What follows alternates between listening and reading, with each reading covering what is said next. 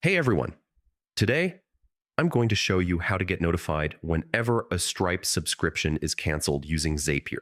This simple setup ensures you never miss an important update about your subscriptions, and it only takes a few minutes to get running. First, head over to Zapier, a powerful tool that connects apps and automates workflows, which they call Zaps. Once you're on the homepage, log in with your Google account so you can access your dashboard seamlessly.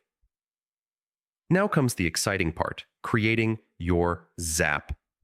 Click on Create, then navigate to the Zap section. Here we'll set up a trigger, the event that tells Zapier when something happens in Stripe.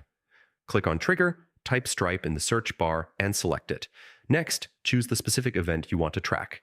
Canceled subscription. This ensures that whenever a subscription is canceled in Stripe, your Zap is triggered. Before it can work, you'll need to connect your Stripe account. Click to sign in and follow the prompts to authorize access.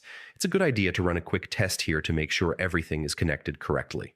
With the trigger set, let's define the action. What happens after the trigger fires? For this tutorial, we'll send an email. Click on Action, then select Email. Choose Send Outbound Email and customize who receives the notification, the email content, and any other details you need. Run another test to confirm that the email is sent correctly whenever a subscription is canceled. Finally, once everything is working perfectly, click Publish to activate your Zap. And just like that, you're all set. Every time a Stripe subscription is canceled, you'll get an instant notification. Automation doesn't have to be complicated, and with Zapier, you can stay on top of your business effortlessly.